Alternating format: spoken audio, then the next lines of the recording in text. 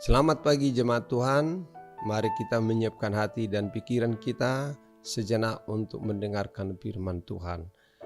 Anugerah Tuhan kita Yesus Kristus, kasih setia Allah Bapa kiranya menyertai kamu sekalian. Amin.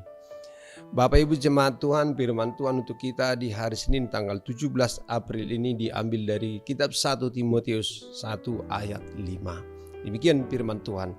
Tujuan nasihat itu ialah kasih yang timbul dari hati yang suci, dari hati nurani yang murni, dan dari iman yang tulus ikhlas. Saudara jemaat Tuhan, seorang supir pasti akan sangat familiar dengan istilah blind spot atau titik buta. Istilah ini adalah menunjukkan daerah yang tidak bisa dijangkau oleh penglihatan pada saat-saat tertentu. Sehingga sebuah mobil membutuhkan kaca spion untuk menolong seorang supir untuk melihat blind spot itu. Tak jarang juga seorang supir juga harus menoleh bagian tertentu untuk dapat mengatasi titik buta tersebut. Bukan saja dalam hal berkendara, dalam hal olahraga juga seorang atlet juga membutuhkan pelatih yang menolongnya mengatasi blind spot itu. Banyak atlet yang sukses karena diajari dan dilatih untuk mengatasi blind spot tersebut. Saudara jemaat Tuhan, masing-masing orang mempunyai blind spot atau titik buta yang mungkin lepas dari kesadaran dan pengetahuan kita. Untuk itu kita membutuhkan orang lain untuk menunjukkan blind spot kita. Kita membutuhkan saudara seiman yang bersedia membantu dan menasihati, mengingatkan, bahkan sampai menegur dengan tegas jika kita sudah menjadi keliru. Amsal 27 ayat 17 berkata, besi menajamkan besi, orang menajamkan sesamanya. Pada saat Daud berdosa, ia melakukan perzinahan dengan Batseba. Hampir 9 bulan ia tidak menyadari dosa besar itu. Lalu Tuhan mengutus Nathan untuk mengingatkannya. Dapat kita baca dalam 2 Samuel 12 ayat 15. Menjalani hidup sebagai anak Tuhan, kadang kita tidak sadar bila prioritas hidup kita sudah bergeser dari firman Tuhan. Kita membutuhkan orang lain untuk menasehati kita, mengingatkan bahkan menegur kita bila kita melakukan kekeliruan. Kita harus menerima nasihat dalam kerendahan hati, menerima kritikan untuk menyelamatkan hidup kita.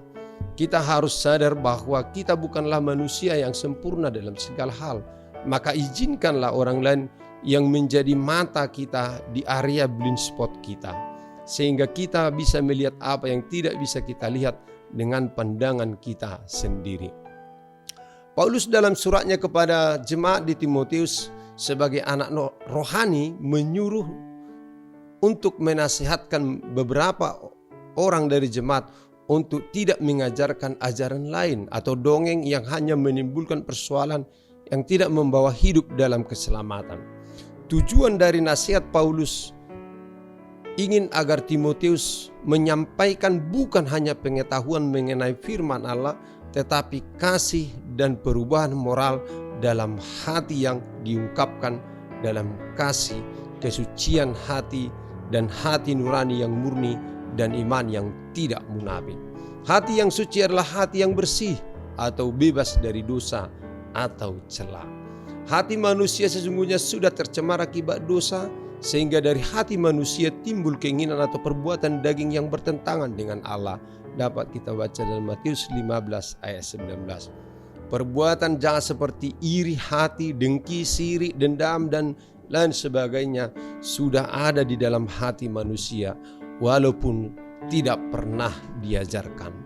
Hendaklah perkataan Kristus diam dengan segala kekayaannya di antara kamu, sehingga kamu dengan segala hikmat mengajar dan menegur seorang yang akan yang lain, dan sambil menyanyikan mazmur dan puji-pujian dan nyanyian rohani, kamu mengucap syukur kepada Allah di dalam hatimu. Kolose 3 ayat 16. Amin. Marilah kita berdoa.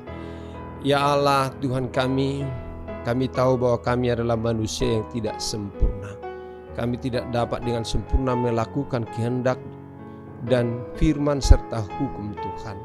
Di dalam ketidaksempurnaan kami butuh bimbingan dan tuntunan kuat kuasa roh Tuhan, dan juga dari orang-orang yang boleh menjadi penasehat dan guru bagi kami. Biarlah kami Tuhan memiliki hati yang rindu untuk diajari dan haus akan pengetahuan tentang firman Tuhan, di mana oleh pengajaran dan oleh firman Tuhan kami dituntun dan diajari supaya kami tidak menjadi sesat dalam perjalanan hidup kami. Hari ini Tuhan, tuntunlah perjalanan hidup kami, apapun yang kami kerjakan, Tuhan menuntun, Tuhan mengarahkan kami kepada jalan kebenaran. Di dalam Kristus Yesus Tuhan Juru Selamat kami yang hidup.